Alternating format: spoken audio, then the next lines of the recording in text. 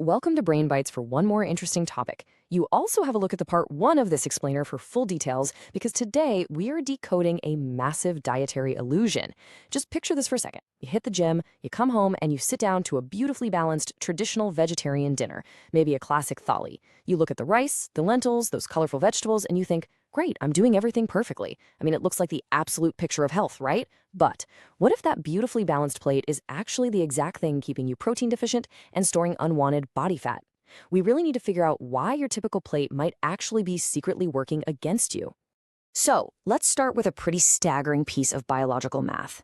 If your goal is to get just 10 measly grams of protein from a carbohydrate-heavy staple, like wheat flour, you would have to physically sit down and eat 9 rotis in a single sitting. Yes, 9. Just to get 10 grams. And honestly, that's just a drop in the bucket if you're trying to repair muscle. Your stomach would be completely distended before you've even got close to your actual goals. Section 1. The Vegetarian Protein Illusion. Why feeling full doesn't mean you're nourished.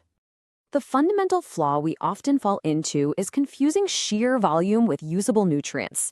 We've been culturally conditioned to look at a massive home-cooked plate, see all the variety, and just feel the sense of nutritional safety. You sit down to that traditional meal, 4 or 5 rotis, a huge amount of rice, a bowl of dal, maybe some sabzi. Well, to extract just 20 grams of usable protein from that standard thali, you are forced to consume up to 1,200, maybe even 1,300 total calories. The calories derived strictly from protein in a meal like that usually make up less than 10%. In fact, they often hover right around 6%. Think about it like this. It's literally like trying to buy a $100 item using nothing but pennies. You are forced to lug around this exhausting, massive bag of coins in the form of carbs and fats just to extract a tiny bit of structural value for your muscles. If you're trying to hit a daily goal of, say, 100 grams of protein using this traditional eating pattern, the math absolutely guarantees you will overconsume calories and gain fat simply by trying to reach your baseline. Section 2. The Fiber Dilemma. Mechanical barriers to nutrient absorption. Here's a crazy fact. All protein fundamentally originates in plants. Animals just act as biological refiners to extract it for us. But in plants, those crucial amino acids are trapped tightly inside a complex, fibrous matrix of plant cell walls made of cellulose. And unfortunately, human enzymes simply cannot break down those tough cellulose walls. We just don't have the hardware for it. Now, don't get me wrong, fiber is absolutely essential for your gut health. But strictly from a mechanical standpoint of trying to extract protein, it acts like a bouncer at a very exclusive club. It drastically delays gastric emptying, so your stomach is in there working overtime, churning through all that roughage. And because we can't break those cellulose walls, a massive portion of unused protein just passes right through your digestive tract before it can even enter the club. Because of this bouncer, you might actually only absorb about 40% of the protein in whole grains and maybe 60 to 70% from lentils. Meanwhile, a refined source that doesn't have that fiber matrix, like whey, absorbs at nearly 100%. So what does this mean for you?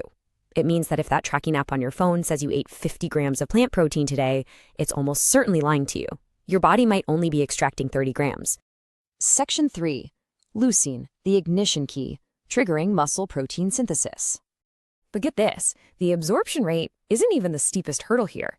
Just having those extracted amino acids floating around in your bloodstream doesn't mean your body is going to automatically use them to build muscle. It's really just potential energy at that point. To physically flip the biological switch from a catabolic state, which is where you're breaking down tissue, to an anabolic state of building tissue, your bloodstream has to be hit with a minimum threshold. Specifically, about 2.5 grams of a specific amino acid called leucine, all delivered in a single meal. I want you to think of leucine like the ignition key to your car. If you're just grazing on small handfuls of almonds or having a tiny cup of yogurt throughout the day, you're getting these small, constant drips of protein. You have gas in the tank, sure, but you never cross that all or nothing 2.5 gram threshold. And because you never turn the key, the muscle-building engine just stays completely off, and the construction crew never goes to work. And turning that key? It's notoriously difficult on a plant-based diet simply because plant proteins are naturally lower in leucine. A single scoop of high-quality whey isolate easily delivers over 3 grams, so it turns the key immediately. But let's look at a trendy new fermented yeast protein that often hovers around 2 grams, so it routinely fails the threshold test. And for pea protein, sitting at just 1.5 grams, you would literally have to double your intake and your caloric load just to trigger the exact same biological response as one single scoop of whey. Section 4. Smart swaps and hacks. Upgrading your caloric investment. So look, we obviously don't have the stomach capacity to eat literal buckets of lentils just to hit that leucine threshold. We need to rethink things. We have to execute practical, everyday swaps to get a much better return on our caloric investment without running out of stomach space. For example, a lot of people snack on peanuts at their desk, right? They think they're getting a great protein boost. But a standard serving actually yields a massive 50 grams of fat for only 26 grams of protein. You're basically eating a heavy fat source that just happens to have little protein attached to it. But swapping to roasted chana, or chickpeas, gives you 20 grams of protein for only 6 grams of fat. You're getting almost the exact same protein while dropping 44 grams of fat. That is a game changer. And hey, if you absolutely hate drinking sweet, artificial-tasting protein shakes, there's a brilliant hack for that. You can easily knead unflavored whey right into your roti dough, or stir it into dal. But, and this is absolutely crucial, there is a strict biological rule you have to follow here. You must take those liquid dishes off the boiling heat and wait for all the bubbling to stop first. If you dump whey into aggressively boiling water, the extreme heat denatures the protein. It breaks its chemical bonds and turns it into these hard, rubbery, indigestible chunks. It's basically like chewing on melted plastic, and nobody wants that. Section 5. The 50% Golden Rule. Cutting through supermarket deception. Navigating the grocery aisle today is wild. It feels like everything from potato chips to pancake mix has a giant, flashy, high-protein label slapped right on the front. To cut through all those marketing lies, I want you to use the 50% Golden Rule. It's super simple. Since 1 gram of protein equals 4 calories, you just multiply the grams of protein by 4.